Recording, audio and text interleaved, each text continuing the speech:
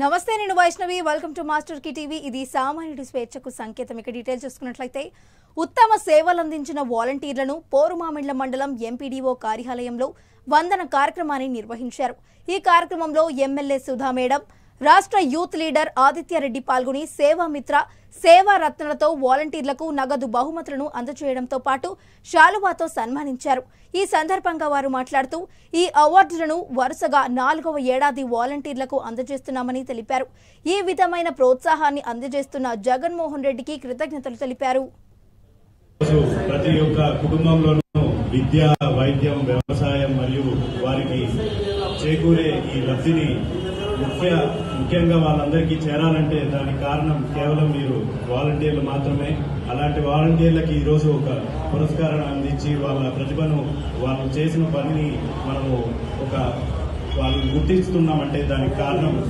ఒక మంచి పని అని భావిస్తున్నాను అలాగే మీరు ఈ మంచి పనిని మీరు రేపు పొద్దున కొనసాగించాలని రేపు జరగబోయే ఎలక్షన్ లో కూడా మీరు జరిగిన మేల్ని అన్ని వాళ్ళకి చెప్పి వాళ్ళతో యర్లగుంట మున్సిపాలిటీ పరిధిలోని 2వ సచివాలయంలో చోరీ జరిగింది సచివాలయ ప్రధాన తలుపుల షట్టర్ను పగలగొట్టి లోనికి దుండగులు ప్రవేశించారు ఈ చోరీలో ఆధార్ కార్డు కేంద్రానికి సంబంధించిన ల్యాప్టాప్ దాని పరికరాలను దుండగులు అపహరించారు ఉదయాన్నే సచివాలయ పని మనిషిని చూసి పోలీసులు సమాచారం అందజేశారు సంఘటనా స్థలానికి పోలీసులు చేరుకుని దర్యాప్తు చేస్తున్నారు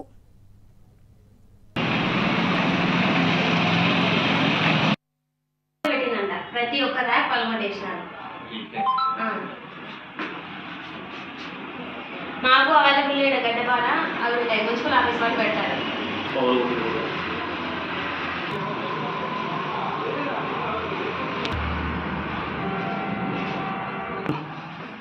నా దాంట్లో ఉంటాయి మీ దాంట్లో ఉంటాయమ్మా శనివారం 600 ఉంది నిన్న పొడి చిల్లర ఉంటే నేను ఇంట్లో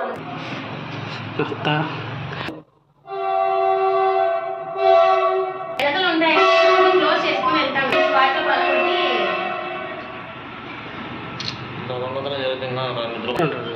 ఎవరో మరి ల్యాప్టాప్ పోయింది కదా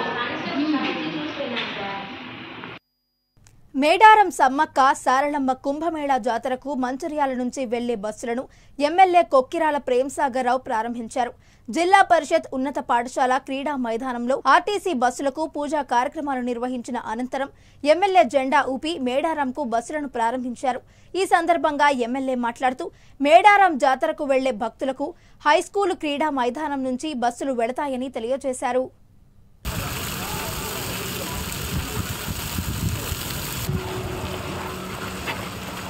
24 వరకు 4 రోజులు జరిగే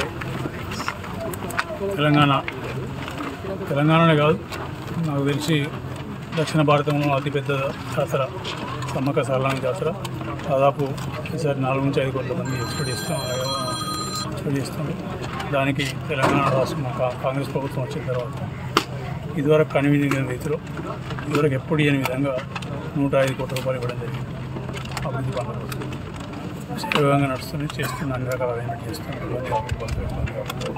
ఎందుకంటే భక్తులు తెలంగాణ రాష్ట్రమే కాకుండా ఛత్తీస్గఢ్ కానీ మహారాష్ట్ర కానీ జార్ఖండ్ కానీ ఒడిస్సా కానీ ఇట్లా అన్ని రాష్ట్రాలకి వస్తారు కాబట్టి వాళ్ళందరినీ దృష్టిలో పెట్టుకొని ఏ రకమైన ఇబ్బంది కాకుండా ఏ రకమైన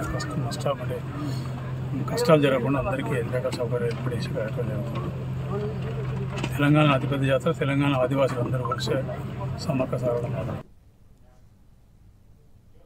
హిందూ సామ్రాట్ ఛత్రపతి శివాజీ మహారాజ్ జయంతి సందర్భంగా లక్సెట్టిపేట పట్టణం కరీంనగర్ చౌరస్తాలో వేడుకలను ఘనంగా నిర్వహించారు ఈ కార్యక్రమంలో బీజేపీ మంచిర్యాల జిల్లా అధ్యక్షులు రఘునాథ్ వెరవెల్లి పాల్గొని శివాజీ విగ్రహానికి పూలమాలలు వేసి ఘనంగా నివాళులర్పించారు అనంతరం బైక్ ర్యాలీ నిర్వహించారు ఈ సందర్భంగా ఆయన మాట్లాడుతూ హిందూ ధర్మం కోసం పోరాడిన యోధుడు ఛత్రపతి శివాజీ మహారాజ్ అని కొనియాడారు రాబోయే రోజుల్లో సుపరిపాలన కావచ్చు స్వరాజ్యము వారు దేంట్లో అయినా కూడా వారు అడ్మినిస్ట్రేషన్ సైడ్ అయినా యుద్ధానికి వెళ్ళినప్పుడు ఒక వీరుడు ఒక యోధునిలాగా పోరాడము గోమాతను కాపాడడము మహిళలపై అత్యాచారాలు దాడులను కాపాడడము దాంతోపాటు ఒక మంచి పరిపాలన అందించిన గొప్ప వ్యక్తి ఛత్రపతి శివాజీ మహారాజ్ గారు గత 10 సంవత్సరాల నుంచి నరేంద్ర మోదీ గారి ప్రభుత్వం కూడా దాన్నే శివాజీ గారిని స్ఫూర్తిగా తీసుకొని వారు కన్న కలలను వారి యొక్క ఆశయాలను నిజం చేయడం కొరకు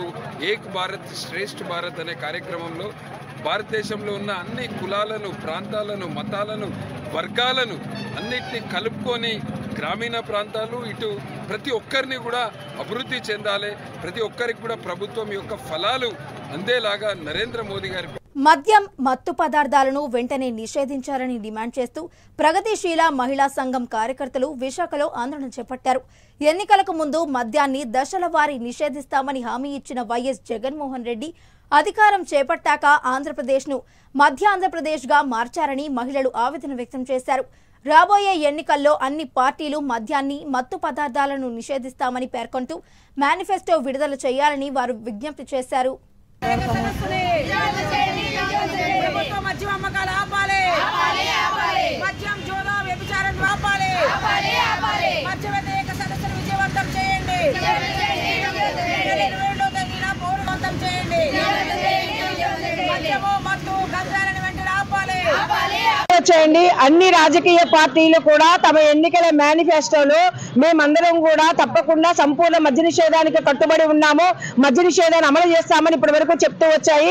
అదేవిధంగా రాజ్యాంగాన్ని అమలు చేస్తామని ప్రమాణం చేసి ఈ రోజు అధికారంలోకి వచ్చారు.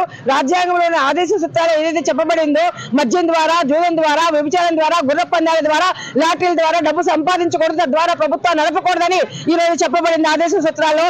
అయినప్పటికీ వాటన్నిటి కూడా పక్కన పెట్టి ఎన్నికల మేనిఫెస్టోలో సంపూర్ణ మద్య నిషేధం అన్నారు, దశల మేర మద్య నిషేధం అన్నారు. ఎన్ని కూడా పక్కన పెట్టి ఈ రోజు అనధికార మద్యాన్ని నియంత్రించేందుకు ఏర్పాటు చేసుకున్న ఎక్సైజ్ శాఖను కూడా ఎక్కడెక్కడైతే మద్యం లేదు వాటన్నిటి కూడా టార్గెట్లు విధించి రాబోయే కాలానికి అమ్మబోయే మద్యాన్ని కూడా ఈ రోజు అడ్వాన్స్ తీసుకున్న దుర్మార్గమైన పరిస్థితుంది. కాబట్టి ఎన్నికల్లో పోటీ చేసే అన్ని రాజకీయ పార్టీలు ఈ రోజు మహిళలపై హింస జరగడానికి ప్రధానమైన కారణంగా ఉన్న మద్యాన్ని, డ్రగ్స్ ని, గంజాయిని ఆపాలని చెప్పి తమ ఎన్నికల మేనిఫెస్టోలో ప్రకటించాలని ప్రగతిశీల మహిళా సంఘం డిమాండ్ చేస్తుంది. ఈ రోజు విద్యార్థి దశలోనే చదువుతో పాటు సంస్కారం కూడా అలవరుచుకుంటే తద్వారా మన సంస్కృతి సంప్రదాయాలను పాటించగలుగుతామని భారత మాజీ ఉపరాష్ట్రపతి వెంకయ్య నాయుడు అన్నారు. ఈ మధ్య అసెంబ్లీ, పార్లమెంట్లలో కొంతమంది అసహ్యకరమైన పనులు చేస్తున్నారని, అటువంటివి చూడకుండా విద్యార్థులు ప్రశాంతంగా ఉండాలని, పాజిటివ్ యాటిట్యూడ్ ని అలవరుచుకోవాలని సూచించారు. రాజకీయ నాయకులు ఎప్పుడూ తమ స్థాయిని మరచి చౌకబారు మాటలు మాట్లాడకూడదని, బూతులు మాట్లాడిన వారికి పోలింగ్ బూత్ లో సమాధానం చెప్పాలని పిలుపునిచ్చారు.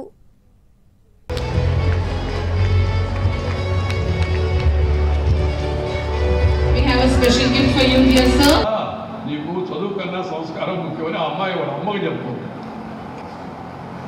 Education is important, but culture also is equal important. సంస్కారం లేని చదువు వృధా. దయచేసి అర్థం చేసుకోండి. Education is for enlightenment, education is for enhancement of your knowledge, education is for empowerment, education may be for job also, but education is also to develop you and become a responsible citizen. సంస్కారవంతమైన, శక్తివంతమైన పౌరుడిగా, పౌరురాలిగా విద్య నిన్ను తయారు చేస్తుంది. అందుకే ఈ నూతన విద్యా విధానం ఏతుందో new education policy prescribed by the government, recommend by Kasturirangan committee, great scientist, దాన్ని అందరూ ఫాలో కావాల్సిన అవసరం ఎంతో ఉంది. మన విద్యలో భారతీయ విధానం ఉండాలి. నాకు చాలా సంతోషం. ఈ కాన్వెంట్లో మీ చదువు, మీ మాటలు, మీ ఆచార్యుల మాటలు, మీ ఆటలు, మీ పాటలు ఇవన్నీ కూడా భారతీయ సంస్కారాన్ని, సంస్కృతిని ప్రతిబింబిస్తుంది. ప్రజాస్వామ్యంలో శక్తివంతమైన ఆయుధం ఓటు హక్కు అని ఎస్ఐ భాస్కర్ రెడ్డి అన్నారు. ఎర్రగుంట్ల పట్టణం గవర్నమెంట్ డిగ్రీ కాలేజీ విద్యార్థులకు ఓటు హక్కు అవగాహన సదస్సు కార్యక్రమంలో పాల్గొని మాట్లాడారు. ప్రాంతాలను అభివృద్ధి చేసుకోవాలంటే, మంచి పాలకులను ఎన్నుకోవాలంటే ఓటు హక్కు ఉపయోగపడుతుందని తెలియజేశారు.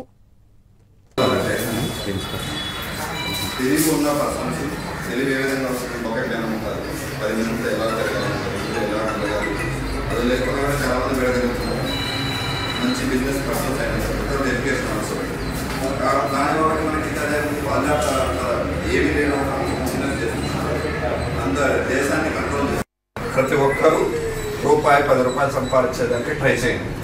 అర్థమైందన్నా? ఏమీ లేదు సార్, నాకు మా భర్త ఉన్నాడు, సంపాదిస్తాడు, మేము ఇంటి దగ్గర ఉంటాం. అర్థమైందన్నా? 7 ఉండే వాళ్ళంతా ఎవరికైనా 1 కోటి రూపాయలు వస్తుందా?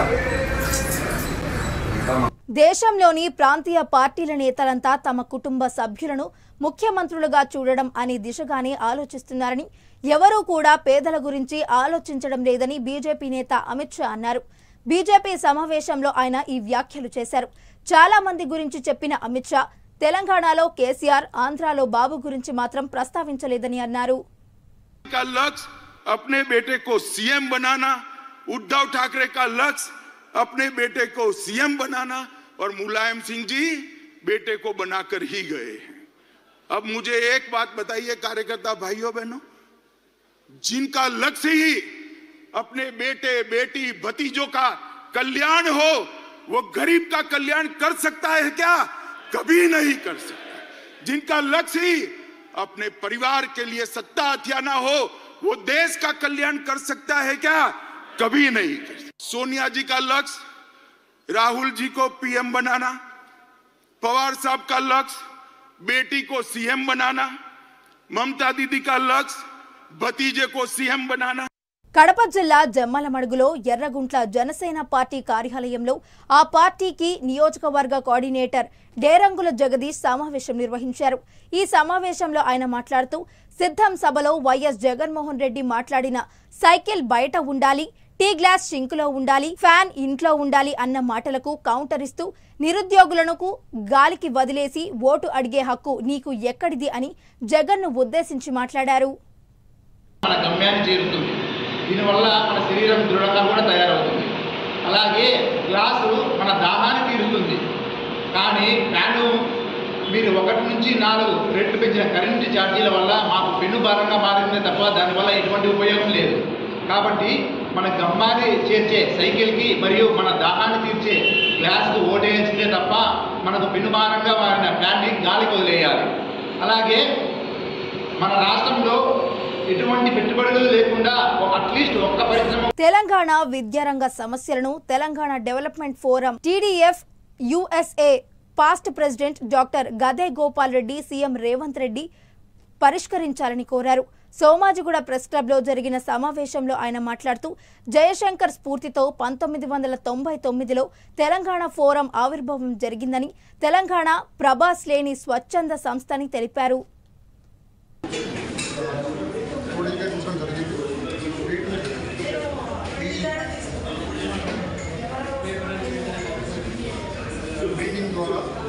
ప్రెస్ మీట్ ద్వారా మీడియా ద్వారా పబ్లిక్ రిలీజ్ చేసే ఉద్దేశంతో ఈ ప్రెస్ మీట్ చేయడం జరిగింది.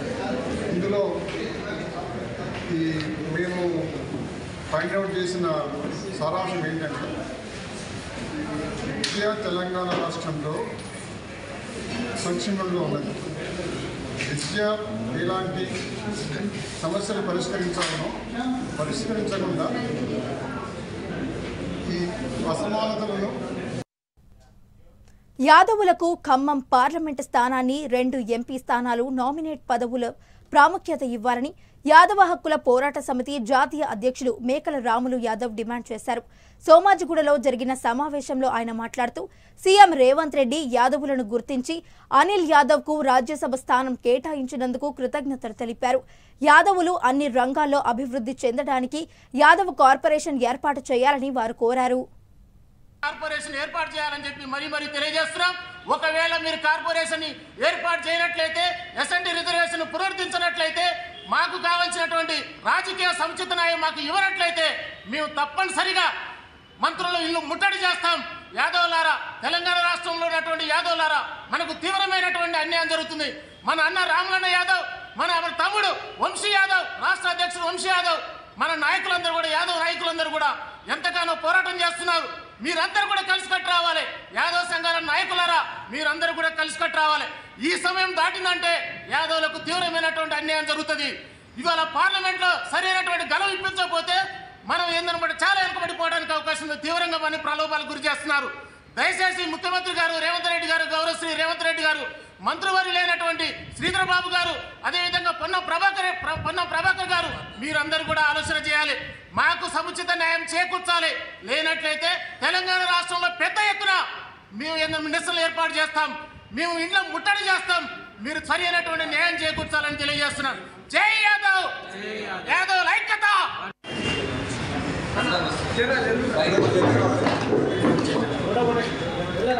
ప్రభుత్వ భూమి పరిరక్షణకై సిపిఐ ఆధ్వర్యంలో పిఠాపురం నియోజకవర్గ స్థానిక తహసీల్దార్ కార్యాలయం వద్ద 3 రోజుల పాటు స్థానిక సిపిఐ నాయకుడు శాఖా రామకృష్ణ దీక్షను చేపట్టారు. ఈ దీక్షకు మద్దతుగా సిపిఐ నాయకులు తాటిపాక మధు, జాతీయ కార్యదర్శి తోకల ప్రసాద్ పాల్గొన్నారు. ఈ సందర్భంగా వారు మాట్లాడుతూ అసలైన పేదవారికి ఇవ్వాల్సిన పట్టాలు అనర్హులైన చేతుల్లోకి వెళ్లడానికి స్థానిక అధికారులు, ప్రజా పాలకులు అక్రమాలకు పాల్పడుతున్నారని ఆరోపించారు. దీనిపై సమగ్ర విచారణ జరిపి అర్హులైన వారందరికీ పట్టాలు ఇవ్వాలని సిపిఐ నాయకులు డిమాండ్ చేస్తున్నారు. నాయకులు శాఖ రామకృష్ణ గారు ఈరోజు ప్రభుత్వ భూమి పరిరక్షణకై సిపిఐ పార్టీ పిఠాపురం నియోజకవర్గం 3 మండలాల పేద ప్రజల్ని, కార్మికుల్ని కలుపుకుని ఇవాళ 3 రోజులు దీక్ష చేపట్టడం జరిగింది. అయితే ఇవాళ చూస్తా ఉన్నాం, జగనన్న కాలనీలో పూర్తి స్థాయిలో ఏ పేదవాడికి కూడా ఇళ్ల స్థలం లభించలేదు. అదేవిధంగా కాకినాడ జిల్లా అన్నవరం కత్తిపాడు జాతీయ రహదారిపై టీఎస్ఆర్టీసీ బస్సు అదుపు తప్పి బోల్తా పడింది. విశాఖపట్నం నుంచి భద్రాచలం వెళ్తున్న తెలంగాణ రాష్ట్రానికి చెందిన సూపర్ లగ్జరీ డ్రైవర్ కి బీపీ లెవెల్స్ తగ్గడంతో బోల్తా పడింది. ఈ ప్రమాదంలో బస్సులో ఉన్న ప్రయాణికులకు స్వల్ప గాయాలు, సురక్షితంగా బయటపడ్డారు. సంఘటనా స్థలానికి చేరుకుని కేసు నమోదు చేసి పోలీసులు దర్యాప్తు చేస్తున్నారు.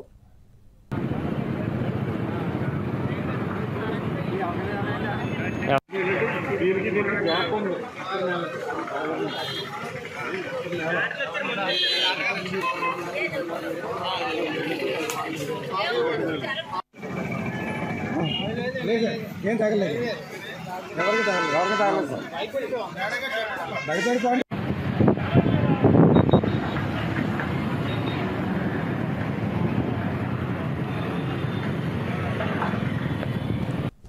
కొత్తగూడెం మున్సిపల్ చైర్పర్సన్ పై ప్రవేశపెట్టిన అవిశ్వాస తీర్మానానికి కౌన్సిలర్లు వీగిపోయారు. కొత్తగూడెం ఆర్డీఓ మధు ఉదయం 11 గంటల నుంచి 11:30 సమయం వరకు సమీపిస్తున్న మున్సిపల్ కార్యాలయంలో ప్రవేశపెట్టారు.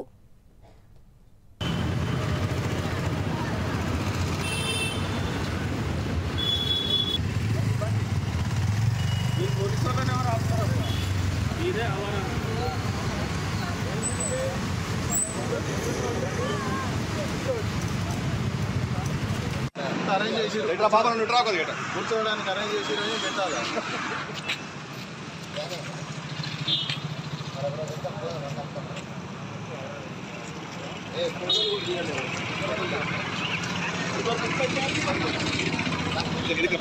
బైక్ రైడర్స్ హెల్మెట్ ధరించి ట్రాఫిక్ రూల్స్ పాటిస్తూ ప్రమాదాలను నివారించాలని రామగుండం పోలీస్ కమిషనర్ శ్రీనివాస్ సూచించారు. పెద్దపల్లి జిల్లా గోదావరిఖనిలో పోలీస్ సిబ్బందితో కలిసి సిపి హెల్మెట్ ధరించి బైక్ ర్యాలీ నిర్వహించారు. హెల్మెట్ వాడకంపై అవగాహన కల్పించేందుకు ఈ అవేర్నెస్ కార్యక్రమాన్ని చేపట్టినట్లు వారు తెలియజేశారు.